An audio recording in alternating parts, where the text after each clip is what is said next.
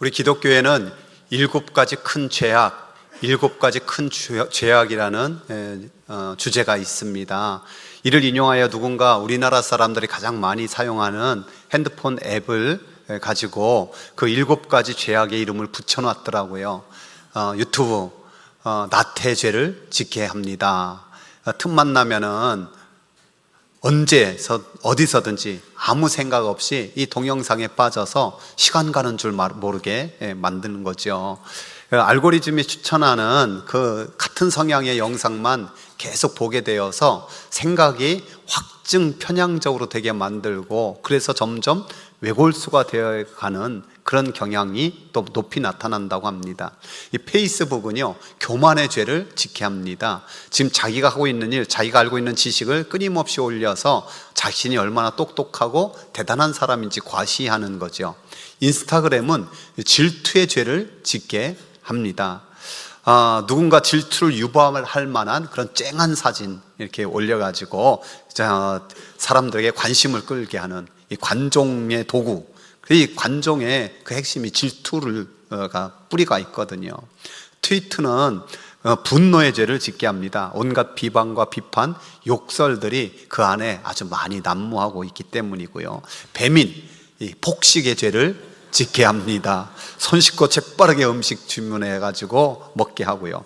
쿠팡, 탐욕의 죄를 짓게 합니다. 온갖 거짓, 과장, 과대 광고가 소비욕을 일으켜서 방을 창고로 만들어버리는 위대한 능력. 요즘에는 테무와 알리가 더 그런다고 합니다. 야놀자는 색욕의 죄를 짓게 합니다. 호텔, 모텔, 숙소들을 중개하는 앱이라 그런가 봅니다. 이런 앱들이 전부 다 다국적 앱으로 우리나라에서 돈을 벌어간다고 하네요. 몇 개나 가지고 있습니까? 저는 유튜브만 가지고 있습니다. 어쨌든 우리가 이런 세대에서 떠나 살 수는 없습니다. 그러나 분명한 것은 끌려가지 말고 분별하여서 통제하고 다스릴 수 있어야 됩니다. 우리 옆 사람과 한 번 더 인사합시다. 끌려다니지 말고 통제하고 다스립시다. 이 세상은 주님께서 다시 오실 징조로 말씀하신 점점 자기 사랑에 빠지고 점점 쾌락에 빠지면서 점점 죄 짓는 것을 당연히 하고 즐겨하는 그런 세상으로 살아가고 있습니다. 더욱더 정신을 차리고 우리가 깨어 있어야 하지요. 물론 인생에 기쁨이 있습니다. 어떤 기쁨들이 있습니까? 육신의 기쁨에 있죠. 맛있는 것을 먹는 것도 큰 기쁨이고, 또 열심히 운동해서 땀 한번 쫙 흘려보는 것도 기쁨입니다.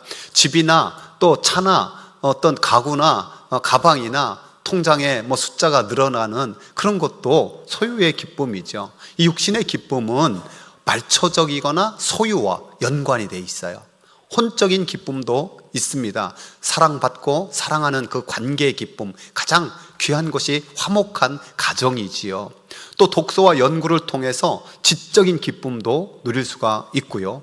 음악이나 문화활동을 통한 그런 기쁨, 무엇보다 자기 인생의 꿈을 이루거나 어떤 사람을 도와줌으로써 삶의 보람을 느끼는 이런 기쁨. 그래서 혼적인 기쁨은 관계와 성취에 깊은 연관이 있어요. 관계와 성취에. 우리 인생이 육신의 기쁨도 있고 그보다 더 혼적인 기쁨도 있어서 일상적인 잔잔한 기쁨이 여러분 가운데 널려 있기를 바랍니다.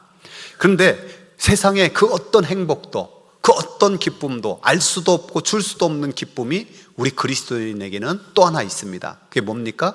영적인 기쁨. 영적인 기쁨을 세 가지로만 생각하면요, 구원받아 하나님의 자녀가 되었다는 감격의 기쁨입니다.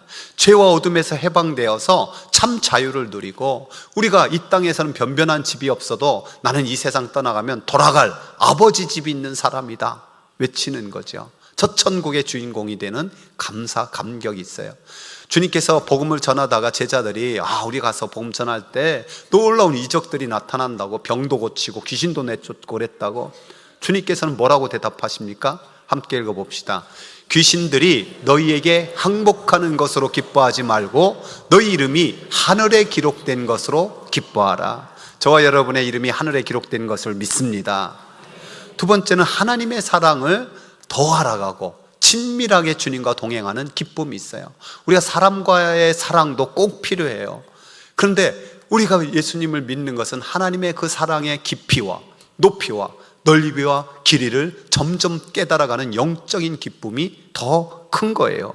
죽어서만 천국 가는 종교가 아니에요. 이 땅에서도 주님과 함께함으로, 주님과 동행함으로 그 어디나 하늘나라를 외치는 것이 우리 그리스도인들이죠. 세 번째는 이 놀라운 천국 복음을 전하는 기쁨이에요.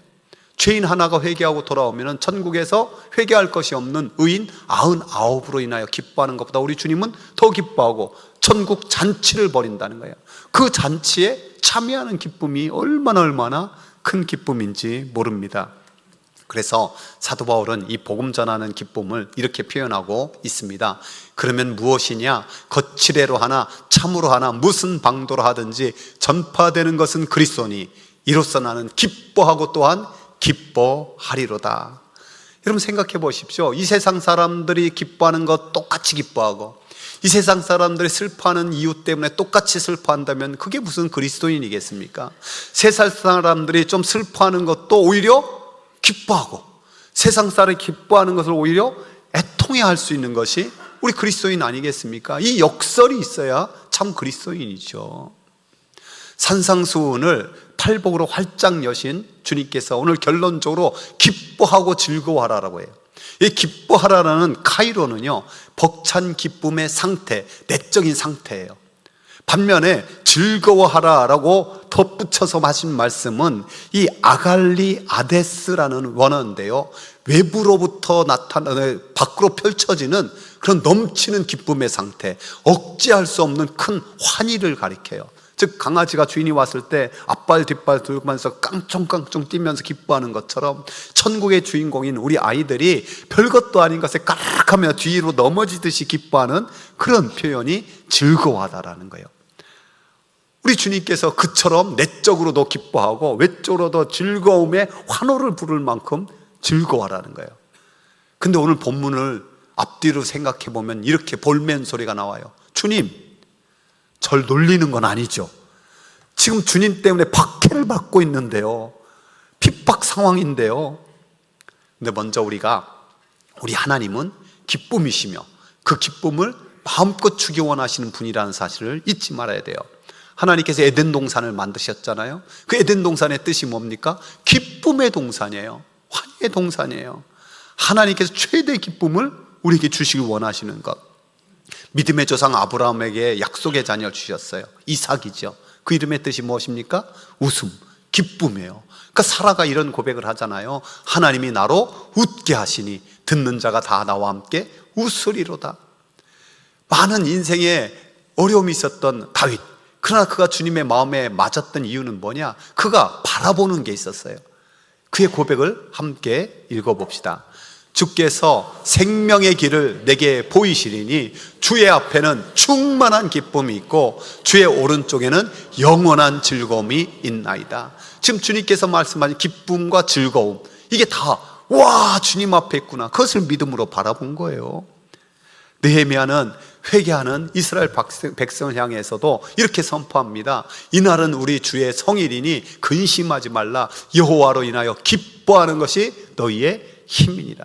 지금 나라의 모든 형편에 우리가 즐거워할 수가 없지만, 그러나 이 성일에, 이 주일에 하나님으로 인하여 기뻐할 수 있기를 축복합니다. 성경의 기쁨, 기뻐를 검색하니까 수백 개가 넘게 나와요. 우리 하나님이 기쁨이시고 그 기쁨을 주시기 원하시는. 그런데 반대로 마귀는 어떡할까요? 그리스도인이 기뻐하는 것을 너무 싫어하는 거예요. 역겨워하는 거예요. 우리 주님이, 우리가 주님 안에서 기뻐하고 주님으로 인하여 기뻐할 때 마귀는 그리스도인들이 자신을 모욕한다고 생각해요. 그래서 C.S. 루이스는 스크루테이프의 편지에서 악마가 그리스도인을 어떻게 넘어뜨리는지, 특별히 악마의 두목이 그 졸개 귀신들에게 뭘 지시하느냐? 기쁨을 빼앗으라고 지시하는 거예요. 직접 인용해 보면 이렇습니다. 인간들에게 기쁨을 제거하면 우리 원수가 그들에게 바라는 어떤 것으로부터 그들을 따돌리는 작업이 무척 수월해져. 왜냐하면 기쁨이 매우 바람직하지 못한 특성을 지니고 있기 때문이야. 그것은 용기와 사랑과 자족함과 그 외에 수많은 사악한 것들을 증진시키지. 막이는 아는 거예요. 하나님 주신 기쁨이 우리에게 참된 용기를 주고 진정한 사랑을 주고 참된 만족을 주는 것을 아는 거예요. 그래서 그걸 너무 싫어하는 거예요. 그것만 뺏으면은 저희들이 용기도 잃어버리고 사랑도 잃어버리고 자족함도 잃어버리고 탐욕의 사람이 되는 것을 아는 거죠. 그래서 그 웃음, 기쁨을 어떻게 하든지 빼앗으려고 하는 거예요. 그래서 또 이런 말도 하고 있어요. 웃음은 우리에게 너무 해로워. 따라서 결사적으로 막아야 마땅하지. 더욱이 기쁨이란 현상 그 자체가 너무 역겨운 거야. 지옥의 엄격함과 위험과 사실성에 대한 모욕이라고 할 수 있지. 여러분, 기쁨을 잃어버리는 게 엄청난 일인 것을 알아야 돼요.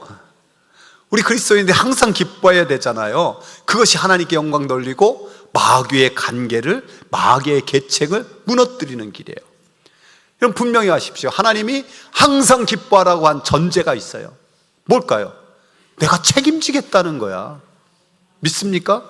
내가 너의 인생을 책임지겠으니 그리스도 안에서 항상 기뻐하라. 우리가 믿는 복음, 바로 이 기쁨 소식이잖아요. 우리 인간이 죄를 범한 것으로 기쁨의 동산, 희락의 동산에, 그 에덴 동산에 쫓겨났어요. 그것은 하나님과 함께하지 못하는 영원한 기쁨을 잃어버리는 거예요. 이런 불쌍한 죄인을 위해서 예수님께서 하늘 보좌 버리고 이 땅에 오셨습니다. 예수님의 탄생을 성경은 어떻게 기록합니까? 함께 읽어봅시다. 천사가 이르되 무서워하지 말라. 보라, 내가 온 백성에게 미칠 큰 기쁨의 좋은 소식을 너희에게 전하노라. 아멘. 큰 기쁨의 좋은 소식이에요. 이 큰 기쁨의 좋은 소식을 완성하기 위해서 십자가에 피 흘려 죽으심으로 우리 모든 죄를 씻어주셨고, 부활하심으로 사망의 권세, 마귀의 권세를 깨뜨리고 우리를 의롭다 하시는 은총을 허락하여 주셨어요. 이거 얼마나 큰 기쁨의 소식입니까? 이 큰 기쁨의 소식으로 오신 주님께서 오늘 이렇게 말씀하십니다. 나로 말미암아 너희를 욕하고 박해하고 거짓으로 너희를 거슬러 모든 악한 말을 할 때 너희에게 복이 있나니. 주님 때문에 고난받는 것이 복이 있다 선언하는 거예요. 초대교회는 이 말씀을 믿었어요. 그래서 감리교회의 창시자인 존 웨슬레는 이런 말 했어요. 초대 그리스도인들은 잘 죽었고 잘 살았다. 간단하죠? 잘 죽었고 잘 살았다. 즉 어떤 박해와 어떤 핍박 속에서도 당당하게 순교의 길을 간 게 잘 죽었다라는 거예요. 뿐만 아니라 잘 살았다는 것은 오늘날 현대인들이 바라는 대로 거부가 되어 살았다는 건 아니죠. 이 땅에 순교를 못했어도 순교자적 삶을 살았다라는 것이 잘 살았다는 거예요. 즉 주님 때문에, 복음 때문에 받는 고난을 영광으로 생각했다는 거예요. 사도 바울은 그래서 성도들에게 강력하게 이렇게 말씀하고 있습니다. 그리스도를 위하여 너희에게 은혜를 주신 것은 다만 그를 믿을 뿐만 아니라 또한 그를 위하여 뭣도 받게? 고난도 받게 하려 함이라는 거예요. 여러분 잘 생각해 보십시오. 이 말씀을 새 번역에서는 이렇게 번역했던데요, 함께 읽어봅시다. 여러분이 그리스도를 믿을 뿐만 아니라 그를 위해서 고난도 받는 것은 그리스도를 위하여 여러분이 받는 특권입니다. 고난이 특권이라고 말하는 거예요. 왜? 아무나 받을 수 있는 것이 아니기 때문에, 특권으로서 고난이기 때문에 이 불행이나 재난과 좀 달라요. 어떤 병에 걸렸거나 또 자연재해로 말미암아 의미하는 것 아니죠. 물론 그런 것도 애매하게 받는 고난, 하나님을 생각함으로 참으면 복이 있다라고 하나님께서 말씀하셨어요. 하지만 지금 사도 바울이 말하는 것은 의도적이고 또 자발적으로 그리스도를 위해서, 그의 교회를 위해서, 복음을 위해서 받는 고난을 말씀하고 있는 거예요. 생각해보면 얼마든지 충분히 피할 수 있는 거예요. 충분히 안 받을 수도 있는 거예요. 그러나 일부러 주님 때문에 받는 거예요. 성령 충만한 사도들, 이 고난 받는 것을 기뻐했어요. 세상이 그를 그냥 둘 리가 없었죠. 복음을 전하고 담대하게 전하는 그들을 협박했어요. 핍박했어요. 그 말씀을 직접 보면 이렇습니다. 그들이 옳게 여겨 사도를 불러 채찍질하며 예수의 이름으로 말하는 것을 금하고 놓으니 사도들은 그 이름을 위하여 능욕받는 일에 합당한 자로 여기심을 기뻐하면서 공회 앞을 떠나니라. 자기들이 복음 때문에, 예수님 때문에 고난받는 자로 여김을, 그런 자로 택함 받았음을, 그런 자로 합당하게 여겼음을 기뻐했어요. 얼마나 놀라운 변화입니까? 십자가 두고 도망가게 바빴던 제자들인데 죽이겠다 협박해도, 그렇게 채찍을 따려도 오히려 하나님이 인정하시는 특권으로 생각한 거예요. 여러분, 오늘 고난이 왜 특권입니까? 주님을 위한 것이면 하늘의 상이 크기 때문에, 하늘의 상이 크기 때문이라고 말씀하세요. 구약 성경에서 구원의 가장 큰 역사는 출애굽의 역사잖아요. 그 민족 지도자로 쓰임받은 모세, 그는 젊어서는 자기 힘으로 뭔가 하려고 했었어요. 일었었어요. 근데 하나님이 모든 걸 내려놓게 만드는 거예요. 이제 다 늙어서 아무것도 할 수 없구나 했을 때 오니 오히려 하나님이 부르셨어요. 마른 막대와 같은 그를 불러서 하나님이 함께 하시니 온갖 이적과 하나님의 말씀을 전하는 놀라운 능력, 그래서 출애굽의 역사를 일으키잖아요. 그러나 그 과정이 어떻습니까? 백성들 별것도 아닌 것에 툭 하면 원망하고, 또 그냥 배고프다, 목마르다, 덥다, 춥다, 잠깐 보이지 않아도 그렇게 우상숭배에 빠지고 모세를 돌로 쳐서 죽이려 하고, 그에게는 그 모든 지도자의 과정이 고통이요 고난이었잖아요. 그래서 그 모세에 대한 신약 성경의 평가가 뭐냐, 이렇습니다. 함께 읽어봅시다. 믿음으로 모세는 장성하여 바로의 공주의 아들이라 칭함받기를 거절하고 도리어 하나님의 백성과 함께 고난받기를 잠시 죄악의 낙을 누리는 것보다 더 좋아하고 그리스도를 위하여 받는 수모를 애굽의 모든 보화보다 더 큰 재물로 여겼으니 이는 상 주심을 바라봅니다. 그리스도를 위해서 고난받은 거라고 여겨지는 거예요. 그러면서 그 모든 것을 견디고 참을 수 있었던 것은 상 주심을 바라봤기 때문이다 라고 선언하고 있습니다. 우리가 신약성경에서 가장 복음을 위해서, 예수님을 위해서 많은 고난을 당한 자가 사도 바울이라고 생각해요. 여러분, 바울이 당한 고난 그 목록 제가 한번 읽어보겠습니다. 내가 수고를 넘치도록 하고 옥에 갇히기도 더 많이 하고 매도 수없이 맞고 여러 번 죽을 뻔하였으니 유대인들에게 40에서 하나 감한 매를 5번이나 맞았고 3번 태장으로 맞고 1번 돌로 맞고 3번 파선하고 일주야를 깊은 바다에서 지냈으며 여러 번 강을 여행하면서 강의 위험과 강도의 위험과 동족의 위험과 이방인의 위험과 신의 위험과 광야의 위험과 바다의 위험과 거짓 형제 중에 위험을 당하고 또 수고하며 애쓰고 여러 번 자지 못하고 줄이고 목마르고 여러 번 굶고 춥고 헐벗었노라. 여기 목록 중에 한두 가지만 우리에게 제대로 임해도 얼마나 힘들고 어렵겠습니까? 그렇지만 그 모든 고난을 이기면서 끝까지 달려갈 길 다 달려갈 수 있었던 이유가 뭘까요? 그의 고백을 한번 같이 읽어봅시다.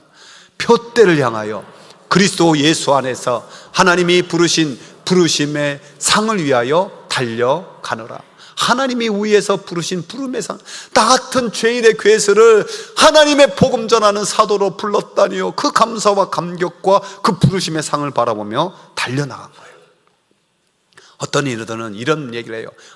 천국까지 가서도 그 겨우 구원받은 사람이 있고 상 받는 사람이 있고 상도 못 받는 사람이 있으면 이거 차별이잖아요. 그거 이상하잖아요.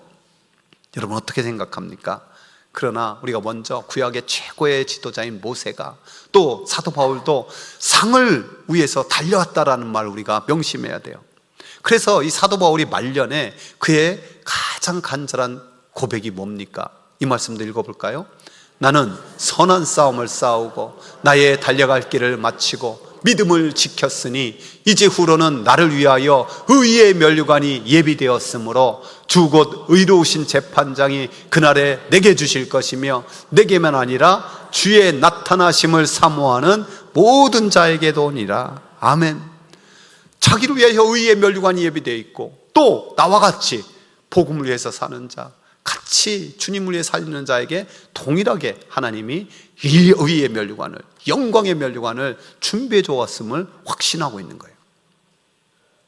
저는요, 목회하는 것이 행복하고 기뻐요. 제가 목회하는 것이 행복하다 하면은 사람들이 종종 저한테 물어요. 목사님, 힘들지 않습니까? 제가 힘들까요? 안 힘들까요?